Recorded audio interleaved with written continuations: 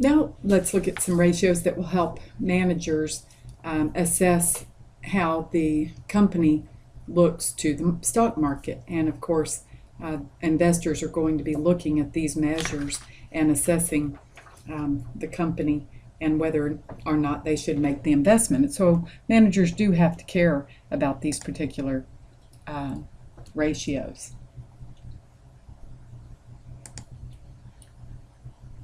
Okay, we'll be using Aggie Inc. again. We'll look at the comparative balance sheet and the income statement, and then also some of that extra or additional information that was provided. Before we do, one of my favorite accounting jokes. Why was the treasury stock unhappy? Because it wasn't outstanding. Really funny, huh? You got to remember what treasury stock is to find that funny, but anyway, not outstanding. All right, so earnings per share. We're simply trying to take the earnings of the company and break this down to a per share basis. So pretty straightforward calculation. You'll take the income and divide by the number of shares. You will need to divide by the average number of shares outstanding over the year. So first, we'll look at the income statement and find that income was $8,000. Then, to get the denominator, we'll look at the common stock account. Sometimes you're told how many shares were issued and outstanding. Here, what we're told is that the total par value at the end of the year is $28,000, and at the beginning of the year it was $27,000. We also know that each share has a $10 par value. So the number of shares outstanding at the end of the year can be computed as 28,000 divided by 10, or 2,800, and at the beginning of the year, 27,000 divided by 10, or 2,700. But let's put that together in the formula. Income is $8,000, and we'll divide by 2,700 plus 2,800 divided by 2. That's the average number of shares outstanding, and we get $2.91 a share. But again, make sure you realize where I got that 2,700 and that 2,800 shares. It was by looking at that common stock account on the balance sheet. Now, of course, this just tells us what each share earned, $2.91 for the year. But what this does is it makes it easier to compare companies, because one company might have 10,000 shares outstanding and another company might have 100,000 shares outstanding. And if you put your earnings on a per share basis, you're better able to understand what your particular earnings were on each share. The price earnings ratio, what this does is tries to look at what the market price is compared to the earnings. So this is a reflection of what the market thinks about this stock, since the stock market determines the stock price. You'll take the market price per share and divide by earnings per share. Now, in the additional information, you see that the current market price is $36 a share. This information would not be found on the face of the income statement or balance sheet. You would actually check a website or the Wall Street Journal or something to get a current price, because of course this changes constantly. But anyway, we will take that $36 per share and divide by the earnings of $2.91, and we get 12.37.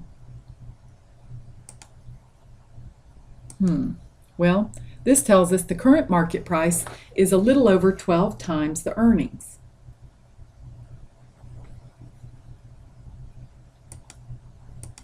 Now the question is, do you want this to be high or low?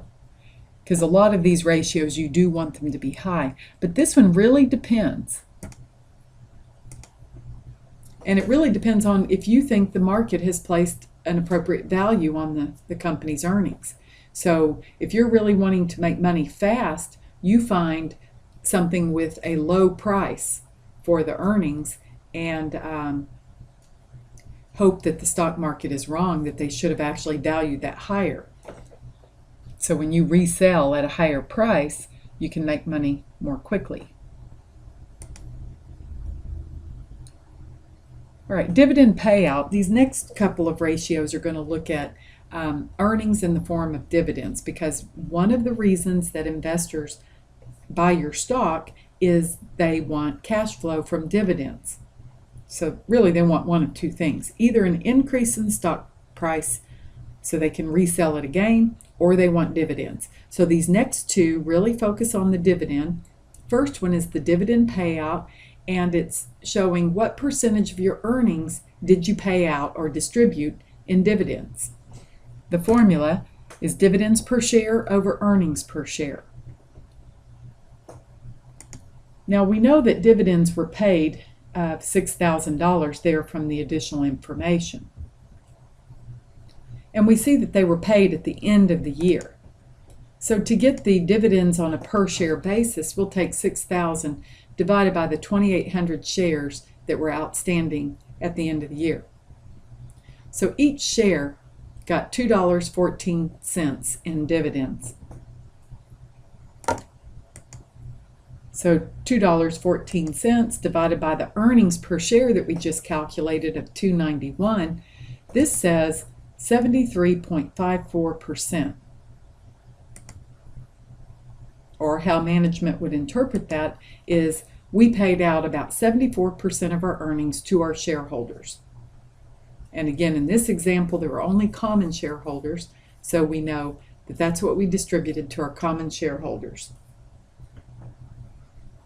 Now, sometimes you don't want them to distribute all of the earnings. If you think that they can use the earnings in a better way to generate future profits through growth, then you don't necessarily want this to be high. It really depends on your investment goals if you're an investor. Dividend yield is trying to look at, given the stock price, what kind of return did you get just in the form of dividends during the year. So you'll take your cash dividends per share and divide by the market price per share. Well, we know the cash dividends are still computed the same way, 6,000 divided by 2,800 shares, or $2.14 a share. So we'll take $2.14, we'll divide by the market price of $36, we get 5.94%. So what this would tell management is that an investor who paid the current market price would have earned 5.94% return based on just dividends.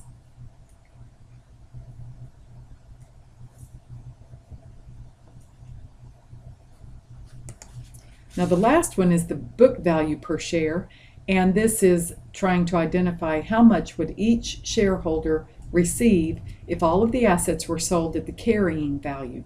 Now remember, carrying value is the historical cost, and then it's adjusted for things like depreciation. So it's what's carried on the books. You'll take total stockholders' equity divided by the ending number of common shares outstanding. So your stockholders' equity at the end of the year, if you'll recall, is $52,000.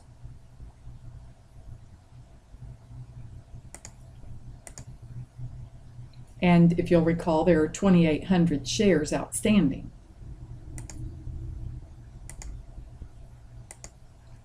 So we'll take $52,000 of total stockholders' equity, we'll divide by 2,800 shares, we get $18.57.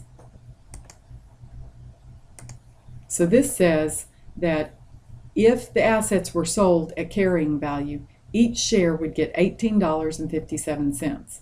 So if you compare that to the market price, you're going to pay $36, and if everything was sold at carrying value today, you'd get $18.57. So it looks like perhaps investors are overpaying, but in reality, these are really comparing two different things. The market price is based on what's currently the current expectations for the company, and the $18.57 is based on historical cost. So these assets may have been purchased a decade ago. So really kind of difficult to compare these two numbers. All right, so hopefully after management assesses their market performance, they're not trying to pull this stunt. That way they don't have to present their market performance numbers if they pull fire alarm. Anyway, these ratios are used to help managers assess how they're performing from the market's perspective, and get some practice with your homework and bring questions to class. See you then.